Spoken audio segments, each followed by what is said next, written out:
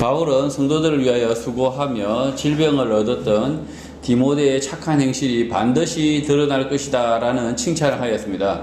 그리고 교회 공동체에 들어온 종들에 대하여 언급을 시작합니다. 1절, 종들은 자기 상전들을 범사에 마땅히 공경할 자로 알아야 한다라고 말합니다. 그 이유는 하나님의 이름과 교훈으로 비방을 받지 않게 하려는 것이라고 합니다. 바울의 이 언급은 노비제도 인정이다, 아니다 라고 생각하면 곤란합니다. 바울은 이 종들의 자유에 대하여 언급하고 있지 않습니다. 종과 상전의 관계에 대하여 말하고 있는데 그 이유는 자기 상전에게 복음을 전하기 위함이라고 말하고 있는 것입니다. 자, 지금은 바울이 이 노비 제도를 옹호해서 하는 이야기가 아닙니다. 노비 제도가 옹호하는 것이 아니라 원래는 자유해야 되죠. 하나님 앞에서 모든 사람들이 자유해야 되는데 노비와 종으로 이미 우리가 이 사회 로마 시대에 관계에 맺어졌을 때, 자, 그러면 이 종과 노비가 싸워야 되느냐, 종과 노비가 싸워야 되느냐, 그것이 아니라 그런 인연이라 하더라도 그 인연 가운데 종이 상전을 오히려 공경할 줄 알아야 된다, 이렇게 가르칩니다. 그런데 그 이유는 뭐냐? 이 종이 이 주인에게 복음을 전할 수 있기 때문이다. 이래서 이 종이 오히려 종이 주인에게 순종해야 된다, 이렇게 이야기하고 있습니다. 그러니까 복음을 위해서 우리가 종이 되어도 노예가 되어도 괜찮다. 그 복음을 위해서 우리가 실제로 노비가 아닌데 노비가 되는 것도, 염전노예 아시죠? 염전노예. 염전노예. 우리가 아무런 싹도 받지 않고 일을 해도 사실은 그런 인생도 하나님이 괜찮다는 거죠. 2절, 믿는 상전이면 그 상전을 형제라고 가볍게 여기지 말고 더 잘 섬기라고 당부를 합니다. 믿지 않는 주인 상전은 복음을 전하기 위해서 그렇게 해야 하고, 믿는 상전은 그 상전으로 인하여 유익을 얻을 성도들, 사람들이 많기 때문에 그렇게 하라는 것입니다. 여기서 유익이 뭘까요? 로마의 신분제 사회 속에서 종의 주인, 상전은 재산이나 여러 가지 신분적 특혜가 많았을 것입니다. 그래서 그 상전이 교회 공동체에 있을 때 성도가 어려움에 처하면 도움을 받을 수 있기 때문에 이렇게 말하고 있는 것입니다. 그래서 믿는 상전, 주인을 교회 안의 형제라고 가볍게 여기지 말고 더 잘 섬겨라 라고 말하고 있는 것입니다. 믿지 않는 형제면 아무런 도움이 안 되지만 믿는 형제가 주인, 상전이면 뭐라도 도움이 되는 것입니다. 바울은 노예와 주인의 신분 질서가 문제가 아니라 삶이 문제다, 이렇게 말하고 있는 듯 합니다. 서로가 서로에게 종이 되어 섬겨라 라고 가르친 주님의 말씀을 생각하면 신분제 질서가 문제가 되는 것이 아닙니다. 복음을 가진 자로 서로 종처럼 도우라는 것입니다. 지금 바울이 그 디모데에게 가르치고 있죠. 교회 안에서 신분제 질서가 문제니까 신분제를 타파하라, 이렇게 가르치는 게 아니죠. 신분제가 문제가 아니라 서로 종이 되어라, 사실은. 그래서 지금 종인자들은 주인을 더 잘 이렇게 섬기고, 심지어 그 주인과 종이 이렇게 같이 교회 다녀요. 이 주위의 종이 저예요. 그러면 제가 딸랑딸랑 하면서 더 잘 섬겨라, 주인한테. 대들지 말고 주인한테. 교회 안에서도 주인과 종이 있는 그 시대가 있었다는 거죠. 그죠? 같은 교회 안에 주인님이 있고 종이 있어요. 근데 그리스도 안에서 같은 형제여라고 불렀어요. 대단하죠? 그 시대는 신분제를 이미 가지고 있는 나라, 로마 치하인데 주인과 종이 한 교회 안에서 서로 형제여라고 부르고 있어요. 그런데 이 형제여라고 부르고 있는데, 그래서 이 주인을 무시하지 마라 그래요. 이 주인을 무시하지 마라. 그러니까 같은 종놈이 같은 교회 안에서는 형제여라고 부르고 있잖아요. 서로 대등하게 형제여라고 부르고 있는 거예요. 그런데 그러다 보니까 종이 교회 오면 무시하기 시작하는 거예요. 주인놈 집에 뭐라고. 이렇게 되면 뭐가 문제가 생기냐면, 이 주인이 앞으로 높은 로마의 관직에 있는 사람인데 이 종하고 같이 쌤쌤이가 되니까 이 안에서 무시받고 이래 돼 버리면 어떻게 되느냐, 주인도 마음이 삐진다는 거죠. 실제로는 마음이 뜬단 말이에요. 사람이란 게 아무리 복음을 믿고 있는다 하더라도, 그래서 그렇게 되면 어떻게 되느냐? 이 사람이 교회를 떠나버리거나 마음이 뜨게 되면 이 사람을 통해서 득볼 사람이 많잖아요. 교회 안에서. 이 사람이 만약에 교도소장이다. 그러면 여기 교인들 중에 억울하게 잡혀 들어가면, 교도소에 잡혀가면 이 사람이 빼주잖아요. 예. 하다못해 사식이라도 하나 더 넣어주고. 교인한테 이익이 될 거 아닙니까? 그래서 이 주인을, 이렇게 이 사람을 무시하지 마라. 이렇게 말하고 있는 거죠. 3절 누구든지 다른 교훈을 하며 바른 말 곧 우리 주 예수 그리스도의 말씀과 경건에 관한 교훈을 따르지 아니하면 다툼이 일어날 것이다 라고 경고를 합니다. 예수 그리스도의 말씀만이 진리다 라는 믿음에서 떠나면 다툼이 생겨나는 것입니다.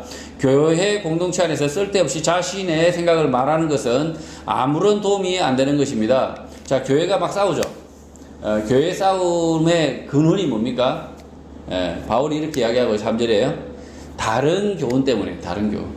지 생각 때문에 교회가 싸운다고 이야기하고 있어요. 4절 다른 교훈을 말하는 사람의 특징은 교만하여 아무것도 알지 못한다라고 말합니다. 교만하면 알지 못하게 된다라고 말합니다. 자신이 잘 안다, 모든 것을 잘 이해한다라는 교만 가운데 있으면 깨달음은 없고 교만한 상태가 계속되는 것입니다. 그래서 변론과 언쟁을 좋아하지만 깨닫는 게 없는 것입니다. 자신을 비워 겸손하면 깨닫는 게 많게 되고 변론과 언쟁을 할 이유가 없게 되는 것입니다. 교만한 사람들의 특징은 자신보다 나은 사람을 시기 질투, 투기하게 됩니다. 그리고 분쟁하고 비방을 하게 되고 악한 생각이 생겨나게 됩니다. 자, 교만한 사람과 교만하지 않은 사람의 특징은 쉽게 구분할 수 있어요.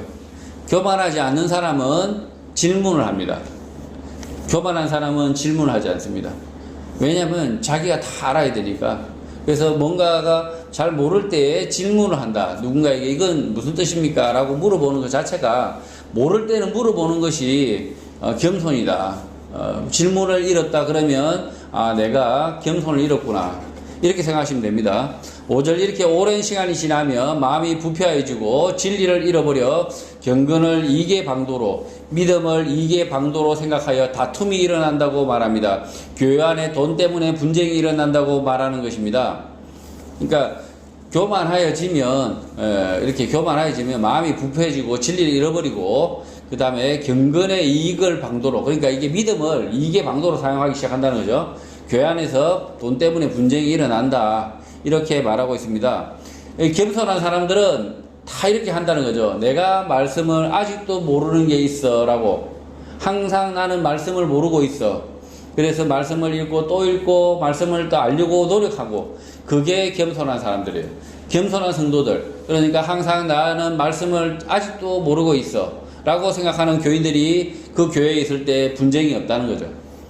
자, 6절 그러나 자족하는 마음이 있으면 경건은 큰 이익이 된다고 말합니다. 자족하는 마음. 자, 자족하는 마음은 스스로 낮다 생각하지 않고 있는 그대로 보는 것을 말합니다. 스스로를 높이려는 교만이 없어서 믿음 생활에 큰 이익이 된다는 것입니다. 사람은 조금 다를 뿐 대단한 거 없습니다. 많이 배우나 적게 배우나 예쁘나 못생기나 거기입니다.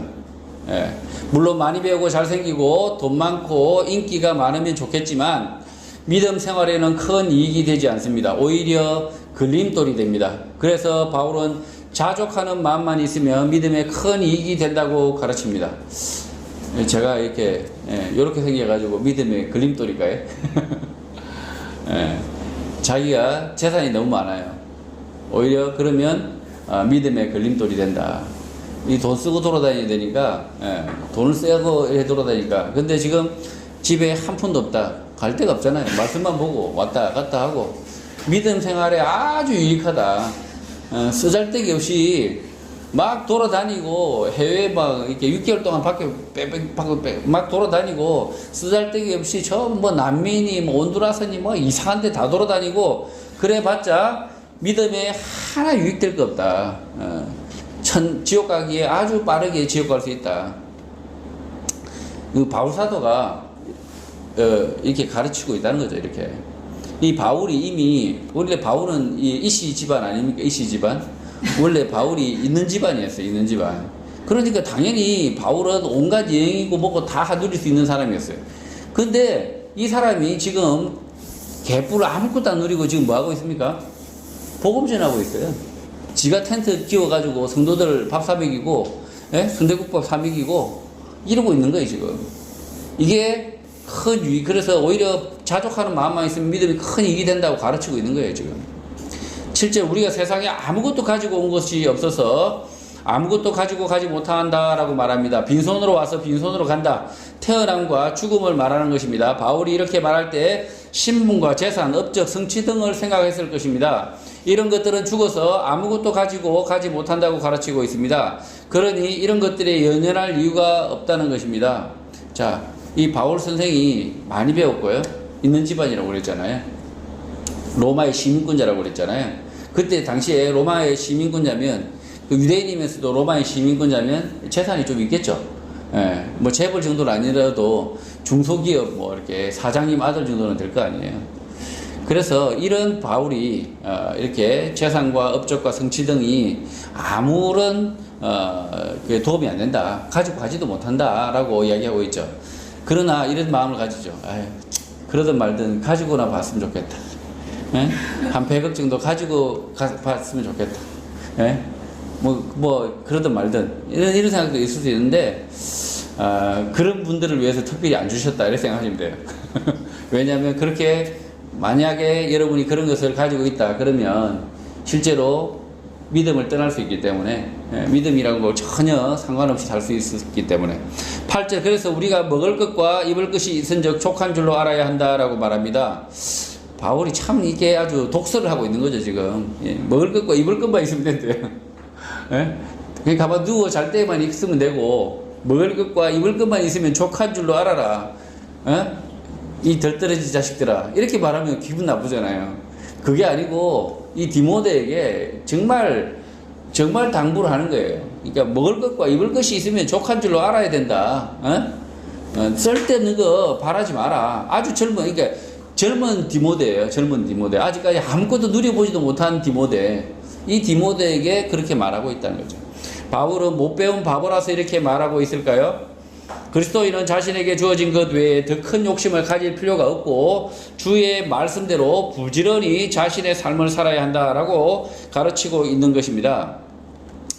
9절 삶의 목적이 돈, 재물이라면 망하지만 자신의 일과 믿음을 사랑하라 라고 가르칩니다. 부하려 하는 자들은 시험과 올무와 여러가지 어리석고 해로운 욕심에 떨어지는데 곧 사람으로 파멸과 멸망에 빠지게 한다고 말합니다. 그렇다면 돈 벌려고 노력하지 말아야 합니까? 뒤에 계속 이어서 바울이 말하고 있습니다. 들어보면 압니다. 지금 여기 보시면 9절에 보면 부하려 하는 자들은 돈 벌려고 하는 자들은 시험과 올무에 빠져가지고 파멸과 멸망에 빠진다, 죽는다 이렇게 이야기하고 있죠. 그러면서 바울이 그러면 돈 벌지 마라 이렇게 가르치고 있는 것이냐 이거죠. 자 10절 돈을 그러니까 사랑함이 일만하게 뿌리가 되는데 아주 세기를 박습니다. 돈 안 벌어야겠네. 돈을 사랑함이 일만하게 뿌리가 되는데 이것을 탐내는 자들은 미혹을 받아 믿음에서 떠나 많은 근심으로서 자기를 찌르게 된다라고 말합니다. 돈을 사랑함이 일만하게 뿌리가 된다고 말하는 바울은 무슨 뜻으로 이런 말을 했을까요?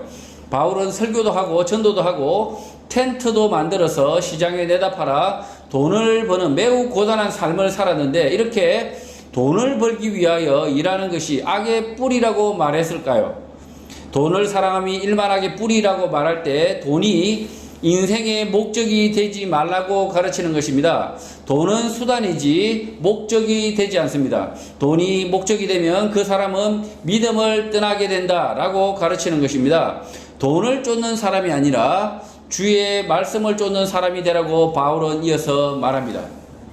그러니까 내가 직장을 나가서 돈을 버는 목적은 이 돈을 벌어서 주의 말씀대로 살기 위한 것이다 라고 우리가 알아야 된다는 거죠. 자각해. 내가 여기서 장사를 하는 이유는 이 장사를 해서 돈을 벌어서 내가 주의 목적대로 주의 말씀대로 살기 위해서 이렇게 하는 것이다 라는 사실을 분명하게 알아야 된다는 거죠.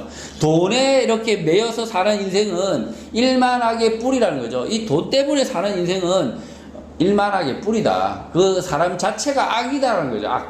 악. 그래서 돈 때문에 사는 인생, 그런 인생은 악이다. 하나님이 보실 때.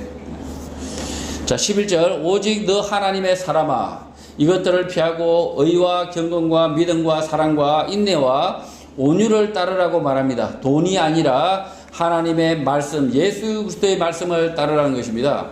지금 바울이 갑자기 돈에 대해서 막 이야기하다가 갑자기 태도가 싹 바뀌었죠. 11절에 싹 바꿔서 이것들을 피하고 했을 때 돈이라는 거죠. 돈을 추구하는 그 삶을 피하고 의와 경건과 믿음과 사랑과 인내와 온유를 따르라 라고 말합니다. 참 온갖 좋은 말씀은 다 갖다 붙인 거잖아요. 그죠? 갑자기 돈을 떠나서 우리가 취할 게 이거라는 거죠. 의와 경건과 믿음과 사랑과 인내와 온유를 따르라. 그걸 추구하라는 거예요. 그걸. 그래서 제가 이제 추구하고 있는 게 이제 있죠. 의, 공의. 그리스도인은 의를 추구해야 돼요. 이 나라가 불법을 행할 때 불법이요라고 말을 해야 된다는 거죠. 의를 추구하라는 거죠. 그 다음에 경건과 믿음과 사랑과 인내와 온유를 추구하라는 거죠. 12절 일을 하는데 그 일은 믿음의 선한 싸움이 되어야 한다고 말합니다. 영생을 취하는 것이어야 한다라고 말합니다. 이를 위하여 내가 부르심을 받았고 많은 증인 앞에서 선한 증언을 하였다고 말합니다. 13절 만물을 살게 하신 하나님 앞과 본디오 빌라도를 향하여 선한 증언을 하신 그리스도 예수 앞에서 내가 디모데 너에게 명령을 한다라고 말합니다. 이 명령이죠. 앞에 명령을 했습니다. 어떻게 살라고요? 예? 자, 어떻게 살라고 말했습니까? 말씀만을 쫓아라. 하나님 말씀, 예수 그리스도의 말씀을 따르라. 이렇게 명령을 했습니다. 그래서 근데 여기에 명령을 하는데 누구의 이름으로 명령하냐면 하필이면 또 이방인 본디오 빌라도가 나와요. 예수 그리스도를 십자가에 달아라 이렇게 판결했던 본디오 빌라도가 다시 나옵니다. 우리가 사도행전을 외울 때 항상 한 놈을 욕을 하죠. 한 놈, 딱 한 놈만 패죠. 누굽니까? 본디오 빌라도. 본디오 빌라도가 천하의 역적놈이죠. 안 태어나는 게 나은 인생이죠. 그죠?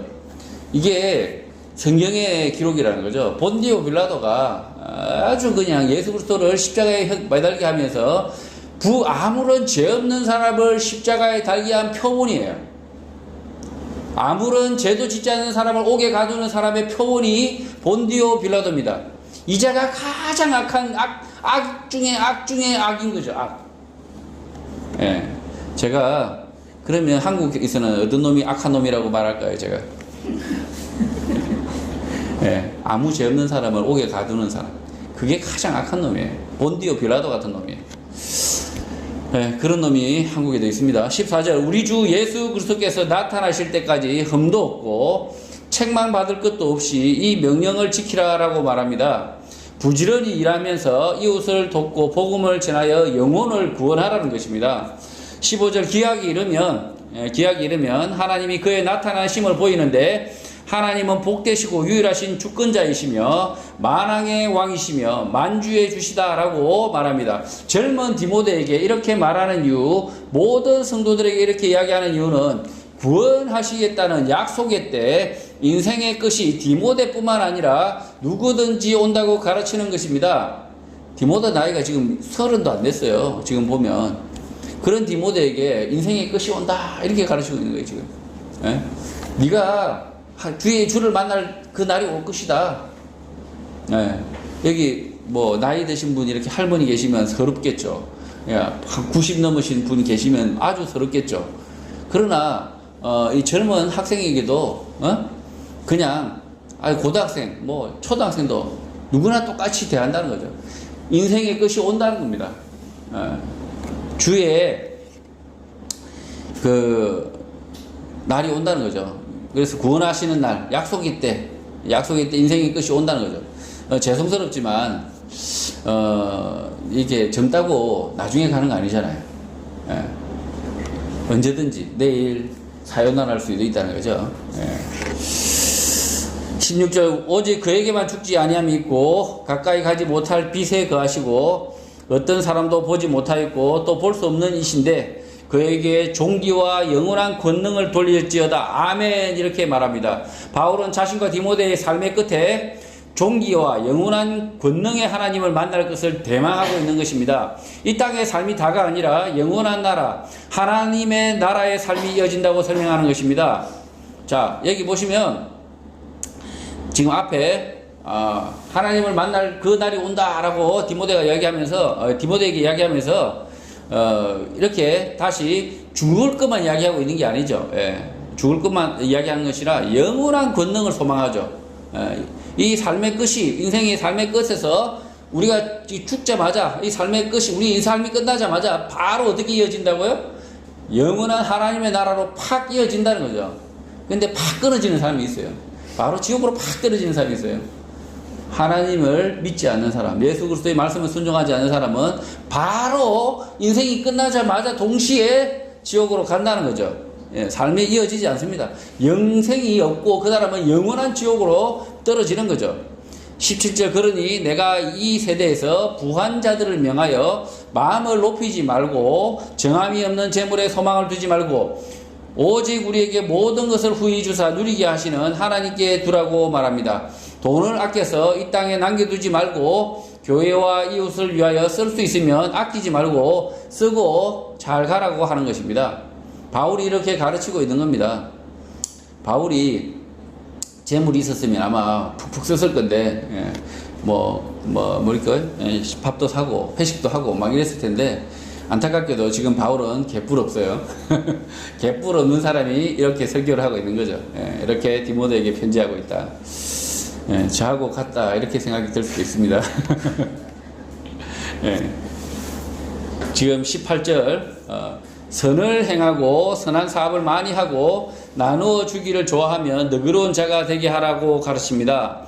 돈 많은 사람들은 선을 행하고 선한 사업을 많이 하고 나눠 주기를 좋아하고 너그러운 자가 되도록 가르치라는 것입니다. 이 땅에서 돈을 많이 남기는 것은 큰 의미가 없다, 쓸데없는 일이다라고 가르치라는 것입니다. 만약에 여기 예수원교회에 이재용 씨가 교인으로 오시면 그렇게 가르치라는 거죠. 재용 씨, 돈 많이 가지는 거 다 쓸데없다. 많이 남기는 거 아주 큰 의미가 없으니까 성도들과 교회를 위해서 있는 돈 있을 때 팍팍 써라. 이렇게 가르치라는 거죠. 저는 개뿔도 없으면서 개뿔도 없는 디모데에게 바울이 이렇게 가르치고 있다. 그것도 개뿔이 없는 바울이. 참 웃기죠, 성경이. 개뿔도 없는 인간이, 개뿔도 없는 사람에게 쓰라고 이렇게 또 있는 사람들에게 쓰라고 가르치는 이런 희한한 상황이죠, 지금. 조금이라도 강남에 아파트 한 채라 있으면서 이런 소리 해야 뭔가 설득이 있을 것 같은데. 19절, 이것은 장래의 자기를 위하여 좋은 틀을 쌓아 참된 생명을 취하는 것이다 라고 말합니다. 이 땅의 삶이 전부가 아니고 주의 말씀대로 사는 것이 하나님 나라의 틀을 쌓고 참된 생명을 얻는 것, 영생을 얻는 방법이라고 말하는 것입니다. 하나님 나라에 틀을 쌓는다. 그러니까 하나님 나라에 땅을, 부동산을 산다는 얘기죠. 이해되시죠? 하나님 강남을 땅을 사는 것이 아니라 하나님 나라의 틀을 잡는다. 강남 노른자 땅을 사는 게 아니라 하나님 나라의 틀을 쌓는다. 얼마나 표현이 멋있습니까? 우리가 이렇게 믿음으로 우리가 사는 것이 하나님 나라의 노른자 땅을 산다, 이런 의미라는 거죠. 20절, 디모데에게 망령되고 헛된 말과 거짓된 지식의 반론을 피함으로 내게 부탁한 것을 지키라고 말합니다. 쓸데없는 말, 거짓된 지식에 반론을 하지 말고 너는 내가 할 일만 하라고 하는 것입니다. 예수 그리스도의 말씀만이 진리라고 믿지 않는 사람에게 굳이 복음을 설명할 필요가 없다는 것입니다. 그런 사람보다 가난한 자, 보잘것없는 자, 듣고자 하는 자에게 찾아가 복음을 전하라고 하는 것입니다. 자, 쓸데없이 김용옥 선생한테 찾아가가지고 예수가 이렇게 설명할 필요 없다는 거죠, 이게. 당신이 틀렸으니까 이렇게 설명할 필요 없다는 거예요. 배운 사람에게, 그리고 믿지 않는 사람에게 굳이 가서 논쟁하지 말라는 거예요. 디모데에게 이렇게 부탁을 하는 거예요, 바울이. 그리고 누구를 찾아가라고 하냐면 가난한 자, 보잘것없는 자, 듣고자 하는 자. 교회는 원래 이래야 됩니다. 교회는요, 돈 있는 사람을 전도하려고 아둥바둥 하는 것이 아니라 없는 자, 보잘것없는 사람, 아주 가난한 사람, 그리고 마음이 심령이 가난해서 이 말씀을 듣고자 하는 사람에게 자 초대합니다. 우리 예수원교회 짠 왔더니까 별거 없네. 이렇게 초대하는 거예요, 실제로는. 21절 복음이 아닌 다른 것을 따르는 사람들이 있는데 이 사람들은 믿음에서 벗어났으니 반론도 하지 말고 신경을 끊으라는 것입니다. 신경 끊고 가난한 자, 보잘것없는 자, 듣고자 하는 자, 내게로 찾아오는 자에게 복음을 전하고 가르쳐 지키게 하라는 것입니다. 성도 여러분, 우리의 삶 가운데 먹고 살고 이불을 덮을 수 있는 지붕만 있으면 충분하다. 이렇게 바울이 가르칩니다. 재물에 관심 두지 말고 부지런히 일을 하여 성도들을 돕고 복음을 전하고 예수 그리스도의 말씀을 가르쳐 지키게 하는 삶을 자신의 인생의 목적으로 살고 이렇게 자신의 인생의 목적으로 알고 살 때 주의 나라가 임하게 된다. 이렇게 바울이 가르치는 것입니다. 여러분의 일의 목적은 무엇입니까? 여러분 하나 잘 먹고 잘 사는 것입니까? 아니면 주의 뜻대로 말씀대로 순종하며 살기를 원하여 일하고 있는 것입니까? 여러분의 고된 삶이 돈이 아니라 주의 말씀을 따르는 것이고 영생을 얻는 길이 되시기를 주님의 이름으로 축복합니다.